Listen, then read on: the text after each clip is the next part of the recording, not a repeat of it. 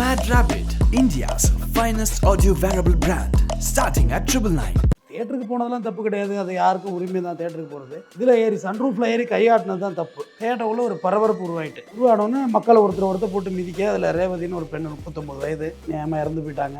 அந்த கம்ப்ளைண்ட்ற அந்த பெண்ணுடைய கணவர் அவரே வந்து வித்ட்ரா பண்ணிட்டு இருக்காரு. அது வித்ட்ரா எப்படி பண்ணியிருப்பாங்கன்னு உங்களுக்கு தெரியும். அது என்னவா வன்மம் இருக்கலாம், பணமாகவும் இருக்கலாம், மிரட்டலாகவும் இருக்கலாம். ஒரு படம் ஓடுது, செம்மரை கட்டை வெட்டி நல்லா பீடி குடிச்சிக்கிட்டு நல்லா சரக்கு வச்சுக்கிட்டு ஆக பெரும் கருத்துக்கள் எல்லாம் சொல்கிறாருல, மரத்தை வெட்டி விற்றுட்டு போங்கன்னு. மரத்தை வெட்டுறது அஃபென்ஸு ஆந்திராவில். ஹீரோயிசம் ஆகிட்டு இப்போ அவங்கள்ட்ட அது பாருங்கள், அவங்க மனைவி விட்டு பிரிஞ்சு போகிற மாதிரி இடமோ ஆர்மிக்கு போகிற மாதிரி இதை கையெல்லாம் கொடுத்து அவர் மனைவியோட பிரிஞ்சு போகிற மாதிரி என்ன ஆகிட போகுது. இதுவே எனக்கு என்னமோ இவர் பண்ண ட்ராமா மாதிரி தான் தெரியுது. நான் ஒன்று பெரிய படத்துக்கான ப்ரொமோஷன் வேலை மாதிரி தான் தோணுது எனக்கு. சினிமாவில் இப்போ இது கூட ஒரு பேச்சு அடிப்படுது, அல்லு அர்ஜுனா கட்சி ஆரம்பிக்க போகிறாரான்னு. ஆமாம், பொலிட்டிக்ஸில் குதிக்க போகிறாரா அப்படின்னு. நம்ம சினிமாவோட உச்சம் அடுத்த அரசியலாக தானே மாறுறாங்க. நடிகர் விஜயகாந்த் இருக்கார்ல, அவரோட மீட்டிங் பார்த்துருக்கீங்களா? மாநாடு வந்து எல்லாரும் ஜாகிரதையாக போகணும் வீட்டுக்கு, நீங்கள் எல்லாம் ஊருக்கு போயிட்டீங்க, பத்திரமா போயிட்டீங்கன்னு ஃபோன் வந்த பிறகு தான் நான் தூங்குவேன், அதுவரை நான் முடிச்சுக்கிட்டு தான் இருப்பேன்னு சொல்லி எல்லா மாவட்ட செயலாளரையும் ஃபோன் கால் அட்டன் பண்ணி விடிய காலம் கேட்டு தான் அந்த மனுஷன் போய் படுத்திருக்காப்புல. விஜய் மாநாட்டில் வந்து 10 பேர் ஆக்சிடென்ட் ஆகிருந்தாங்க. இதெல்லாம் எல்லாத்தையும் ஃபோக்கஸ் பண்ணுறது. இதை வச்சு ஒரு டிஆர்பி ஓடும். இது ஒரு மாஸ் சீனாக பார்க்குறாங்க போல. ஆமாம், இது ஒரு ஜெயிலுக்கு போய்ட்டு வருது, இப்படி பொண்ணாட்டியை பார்க்குறது, கிடத்த கிஸ் பண்ணுறது எல்லாமே மாஸ் தானே. ரியாலிட்டி என்ன இருக்குது?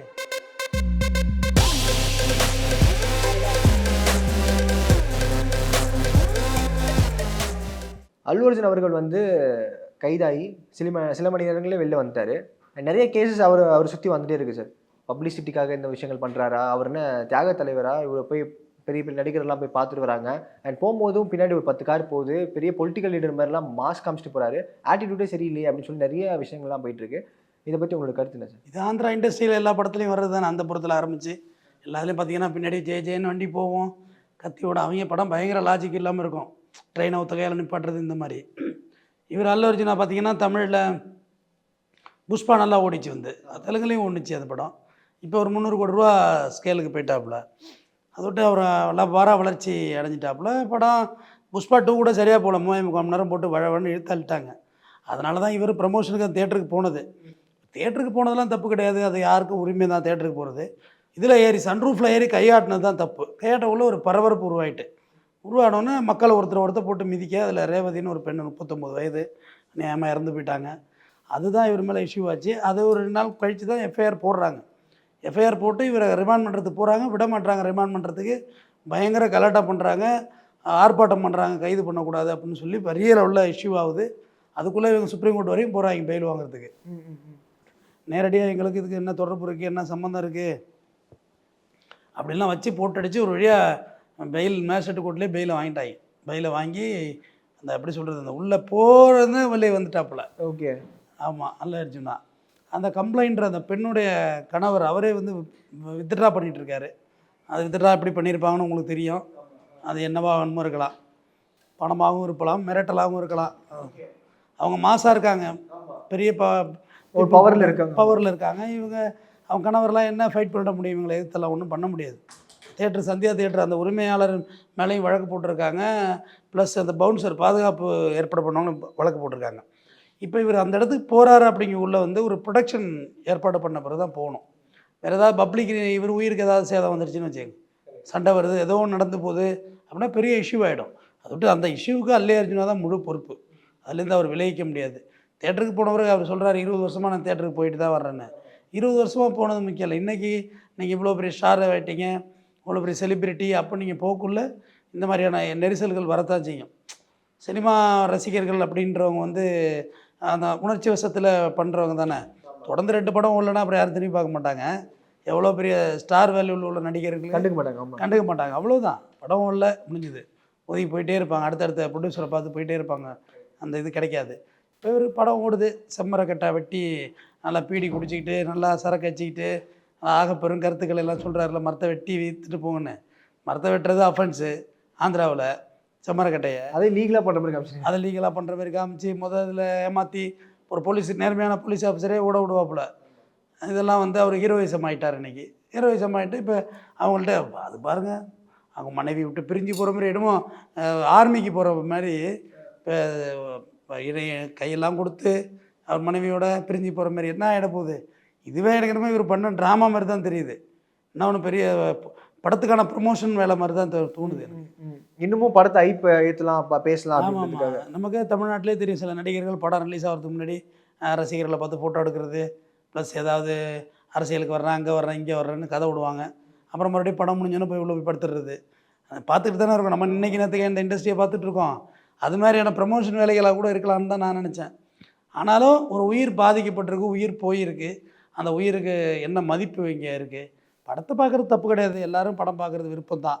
யார் இல்லைன்னு சொன்னால் எல்லா படமும் பார்க்க வேண்டியதான் மனசுக்கு பிடிச்ச படத்தை. ஆனால் அதை பார்க்குறதுக்கும் சூழ்நிலை இருக்குது. ஒரு வாரம் கழிச்சு போனால் சும்மா தான் கிடக்கு தேட்டரு. ஃப்ரீயாக பார்த்துட்டு போகிறாரு. எல்லா படமும் 4 நாளைக்கு மேலே ஓடுறது இல்லையே. அந்த காலங்களில் வந்து சின்ன தம்பி, சின்ன கவுண்டரு இப்படி படம் எடுத்தாங்கன்னா கரகாட்டக்காரெல்லாம் எல்லா இடத்துலையும் ஒரு வருஷம் 2 வருஷம் ஓடி இருக்குது கரகாட்டக்காரன். ஆனால் படமே கிடையாதுங்க. இப்போ இன்றைக்கி வெள்ளிக்கிழமை ஆகிட்டால் கம்பல்சரி படம் ரிலீஸ் ஆகுது. அன்னைக்கு அப்படி ரிலீஸ் ஆச்சா? இல்லை, ரொம்ப கம்மி. ஒரு வருஷத்துக்கு 2 படம் 3 படம் வரும், அவ்வளோதான். நீ படம் நிறையா இருக்குது, வந்துக்கிட்டே இருக்குது. படம் வருது, தேட்டரில் மாட்டுறாங்க. அடுத்த ஒரு 3-4 நாளில் அந்த படம் அதுலேயே பெரிய ஸ்க்ரீன் உள்ள சின்ன ஸ்க்ரீனுக்கு போயிடுது. சின்னதாக நம்ம தாத்தா வேட்டி மாரி உள்ள ஸ்க்ரீனுக்கு போயிடுது. அந்த படம் சின்ன படம் ஆகிடுது. எவ்வளோதானே நடக்குது. அதில் போய் இந்த காலங்காலத்தில் போய் நீங்கள் உங்கள் குழந்தைக்கு அம்மா இல்லாமல் போயிடுது. இதெல்லாம் வந்து நம்ம தான் நம்மளோட பாதுகாப்பு பார்த்துக்கணும். நம்ம யார் மேலேயும் நான் குறை சொல்ல விரும்பலை. அல்லி அர்ஜுனா மேலேயா, அந்த ப்ரொடியூசர் மேலேயா, சந்தியா தேட்டர் ஓனரையா, இவங்களெல்லாம் ப்ளேம் பண்ண விரும்பலை. பட் அவங்களுக்கு ஒரு ரெஸ்பான்சிபிலிட்டி இருக்குது, நான் அதை மறுக்கலை. பட் நம்ம உயிருக்கு பாதுகாப்பாக இருந்துக்கணுங்கிறது தான் என்னுடைய வேண்டுதல். இப்போ இதில் கூட கேட்கலாம், நீங்கள் அல்லி அர்ஜுனா எப்படி பொறுப்பாவார்? ஆமாம், அப்படிங்கிற ஒரு அவர் பாட்டு படம் பார்க்க வந்தார், கூட்டம் சேர்ந்துச்சு. அதில் நடக்கிற ஒரு சம்பவத்துக்கு எப்படி சார் நம்ம இதாக? அல்லி அர்ஜுனா நீங்களும் நானாக கிடையாது, அந்த படத்துடைய கதாநாயகன். 300 கோடி சம்பளம் வாங்குறாரு. 300 கோடிங்க. தமிழ் இண்டஸ்ட்ரியில் இப்போ தாங்க முக்கிய அடிச்சு 200க்கு வந்திருக்காங்க. 300 கோடி சேலரி வாங்குறாரு. அந்த படம் அவரோட படம், வேறு படத்துக்கு வரல, அவர் அவரோட படத்துக்கு வர்றாரு. அப்போ நீங்கள் வந்து சன்ரூஃபில் ஏற வேண்டிய அவசியம் என்ன இருக்குது? இப்போ தமிழ்நாட்டிலே பார்த்தீங்கன்னா எல்லா நடிகர்களும் தேட்டருக்கு போவாங்க. நானே சில நடிகர்களை பார்த்துருக்கேன். மார்க்ஸ் போட்டு அப்படியே வந்து பின் வயசில் வந்து இப்போ காசி தேட்டரில் பார்ப்பாங்க பெரும்பாலும் நடிகர். வரதும் தெரியாது, போகிறது. ஏன்னா 2 வழி இருக்கும், எக்ஸிட்டுக்கு 2 வழி இருக்கும். அவங்க நடிக்கிற படத்துக்கு அவங்களுக்கு தெரியும் எப்போ முடிய போகுது படம்னு. அதுக்கு முன்னாடியே கிளம்பிடுவாங்க. அவங்க ப்ரெஸ் மீட் கூட கொடுக்க மாட்டாங்க. ஆனால் இவர் வாண்டல்லையே போய் ஏறி நின்று நான் ஜெயிலுக்கு போகிறேங்கிற மாரி ஏற்றி கையை காட்டி நேற்று என்ன ட்ராமா நடத்திட்டாப்புல.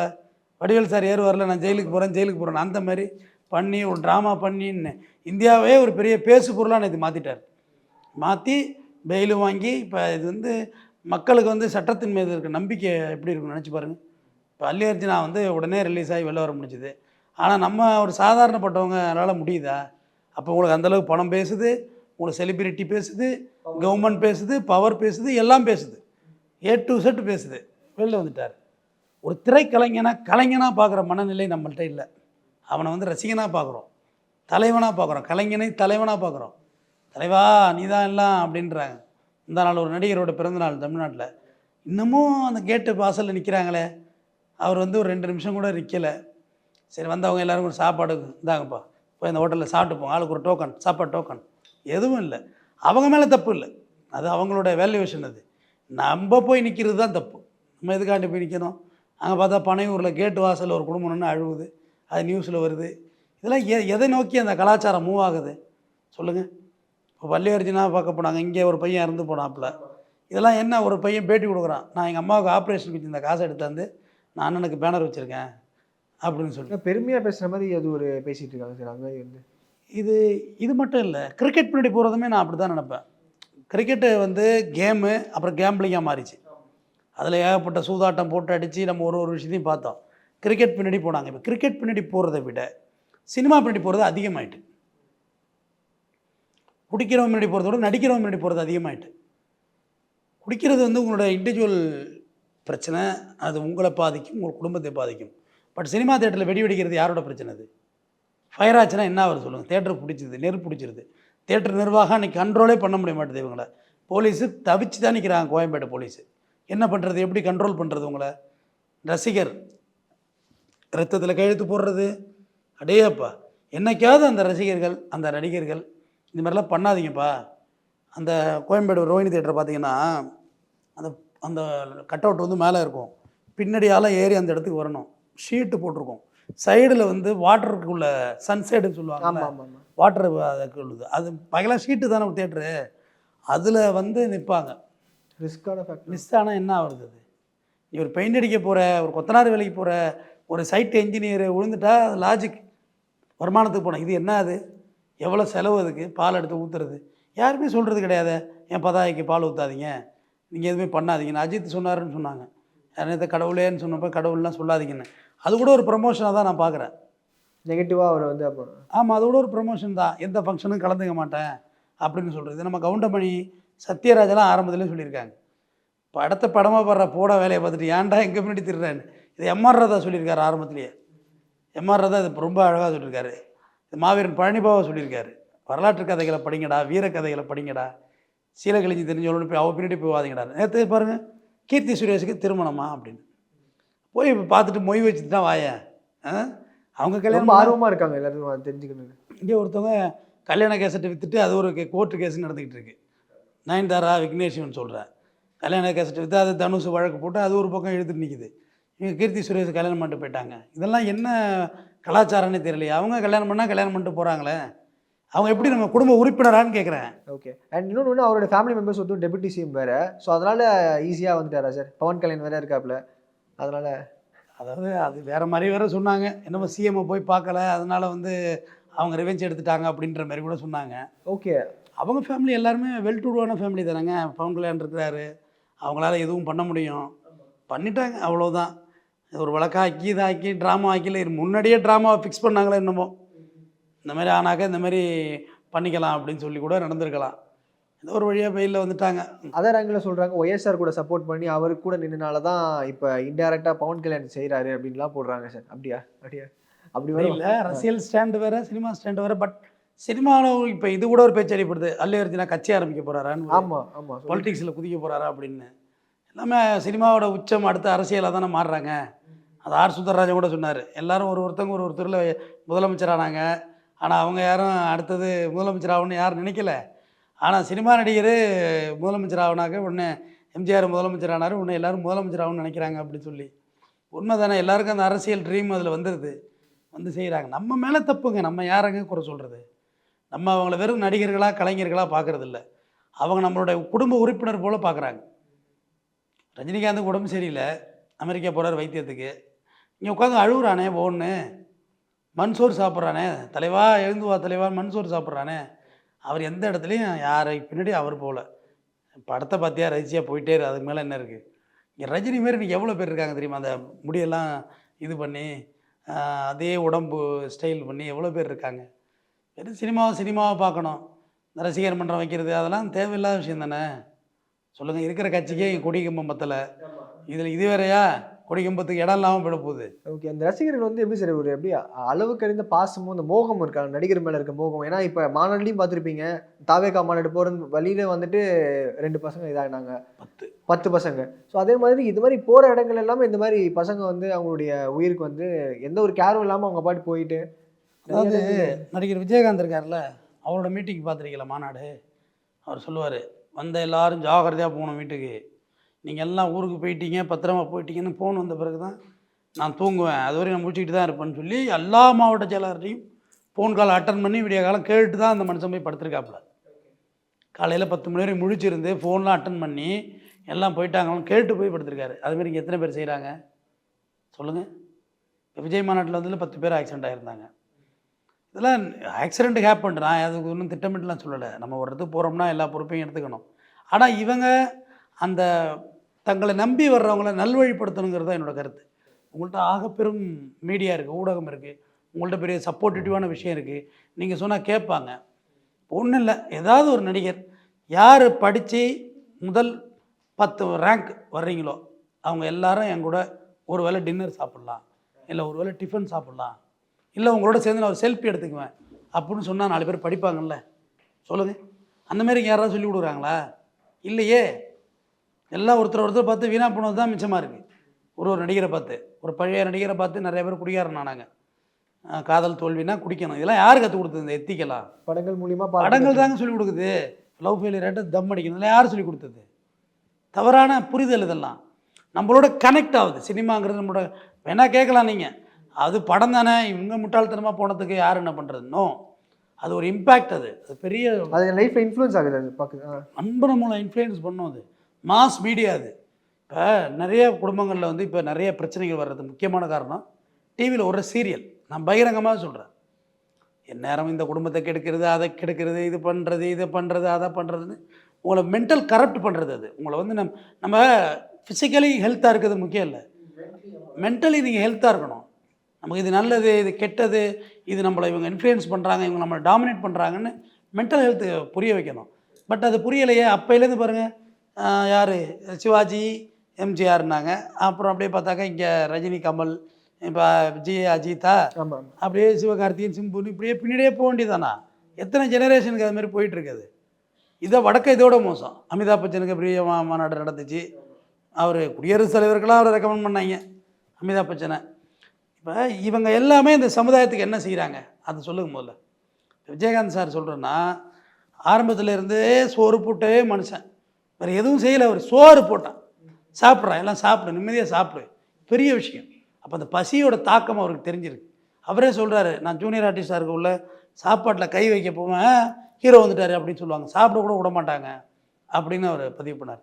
இந்த பாலான்னு ஒரு பையன், சின்ன பையனாக இருக்கான், கையில் உள்ள காசெல்லாம் ஆம்புலன்ஸ் வாங்குறான், அதை வாங்குறான், இதை வாங்குறான், மக்கள்கிட்ட கொடுக்குறான். அதெல்லாம் வந்து செயற்கையே இல்லை. அதில் ஒரு போலித்தனமோ ஒரு இதுவாகவோ இல்லை. இப்போ ஜவுளி கடை வச்சுருந்தார்ல நம்ம லெஜெண்ட் அண்ணாச்சி, அவர் 1 கோடி ரூபா கொண்டு கொடுத்தாரு. அவரும் படம்லாம் நடிக்கிறார், அது அவர் சொந்த காசு நடிக்கிறார். அவரை போய் கிண்டல் பண்ணுறானுங்க. அவர் என்ன உங்கள்கிட்ட வந்து பணம் கேட்டார்? அவர்கிட்ட பணம் இருக்குது, நடிக்கிறாரு, நல்லா நடிக்கட்டும், பெஸ்ட்டு அண்ணாச்சி நல்லா ஆடிட்டு போட்டும். இப்போ என்ன கேட்டேன், என்ன கெட்டு போச்சுன்னு கேட்குறேன். ஊரை விட்ட காசை வந்து நடிக்கிறாரு. அவர் காசு, அவரோட காசு, அவர் உழைப்பு, அவங்க முன்னோர்கள் சேர்த்தது. அவர் நடித்து பார்க்குறாரு, பேரம்பத்திலாம் எடுத்துட்டார். அவருக்குள்ள ஆசை, நம்ம ஒரு படம் நடித்து பார்க்கணும். எல்லாருக்கும் சினிமா மேலே ஒரு ஆசைங்க, நம்ம ஒரு கதாநாயகனாக வாழணும் அப்படின்னு. பட் அந்த பேக் ஸ்க்ரீன் என்ன இருக்குன்னு யாருக்குமே தெரியல. சினிமாவில் அப்படியே நகையெல்லாம் போட்டுக்கிட்டு அப்படியே வந்தாங்கன்னா அந்த நகையெல்லாம் அப்படி போட்டு வாழ்வாங்கன்னு நினச்சிட்டு இருக்காங்க. அதெல்லாம் கில்ட்டு கழட்டி கொடுத்துட்டு போயிடுவாங்க. அந்த போட்டிருக்க சட்டையெல்லாம் அவங்களது இல்லை, அதெல்லாம் போயிடுவாங்க. அதை விட ஒரு பெரிய ஸ்டாரோட மனைவி அந்த சட்டையை பூரா வாங்கிட்டு போயிடுறாங்களாம். இது இவர் போட்ட சட்டைன்னு சொல்லி அதை ஏலத்தில் விற்கிறாங்க அந்த சட்டையை. அதுவும் நடக்குது. அந்த மாதிரி கிரேஸும் இருந்துகிட்ருக்கு. அந்த கிரேஸை வந்து தவறாக பயன்படுத்துகிறாங்க. அவங்கள நல்வழிப்படுத்தணும், அவங்கள எஜுகேட் வைஸ் எம்பவர்மெண்ட் ஆகிறதுக்கான வழிகளை சொல்லிக் கொடுக்கணும். இன்னமும் அப்படியே நடிக்கிற பின்னாடியே நம்ம வந்து போகிறது வர்றது சாப்பிட்றது, அவருக்கு வேண்டி ஒப்பாரி வைக்கிறது, மண் சோறு திங்கிறது எல்லாம் தேவையில்லாத விஷயம் தானே. நம்ம லைஃபுக்கு பாசிட்டிவாக என்ன இருக்குது சொல்லுங்கள்? எந்த நடிகராவது இதில் வந்து ஒரு எஜுகேஷன் வைஸ் வந்திருக்காங்கன்னு சொல்லுங்கள். எனக்கு சமீபத்தில் சூர்யா அவர்கள் மட்டும் பண்ணுறாரு சார் அந்த எஜுகேஷன் வைஸ். அந்த சூர்யா மேலே அவ்வளோ விமர்சனம். எதுக்காக தான் விமர்சிக்கிறான்னே தெரில. நல்லவனையும் விமர்சிக்கிறான், கெட்டவனையும் விமர்சிக்கிறான். இப்போ லாக வர்றாருன்னு எல்லாருக்கும் செய்கிறாருல்ல, அவர்கிட்ட இருக்கிற காசு செய்கிறாரு தானே, அதுமாரி செய்யலாம்ல. எல்லாரும் செய்யணும்னு கட்டாயப்படுத்த முடியாது. பட் உங்கள்கிட்ட அந்த மனமே இல்லை. விஜய் வந்து இன்றைக்கி மாநாடு போடுறாருன்னா, இவ்வளோ நாள் நீங்கள் அந்த சமுதாயத்துக்கு செஞ்சது என்ன? இந்த சொசைட்டிக்கு நீங்கள் ஏதாவது பண்ணியிருக்கணும் இல்லையா? மழை வெள்ளம் வந்தாக்கா விழுப்புரம் போகிறது கிடையாது, இங்கே வரவழைச்சி கிஃப்ட் கொடுக்குறது அவங்களுக்கு. அதுவும் ஒரே பிள்ளைடியை போட்டாங்கன்னு சொல்லி அது வேறு பிடிச்சி போட்டாங்க.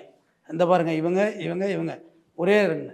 ஆனால் இப்போ தனி விமானத்தில் கோவாவுக்கு போகிறாரு, கீர்த்தி சுரேஷ் கல்யாணத்துக்கா திரிசாவோட போகிறாரு. அது அவரோட பர்சனல் போட்டோம். ஆனால் நீங்கள் சமுதாயத்துக்கு என்ன செய்ய வர்றீங்க? ஆனால் வந்தோடனே 2026 நீங்கள் சிஎம் ஆகிடணும்.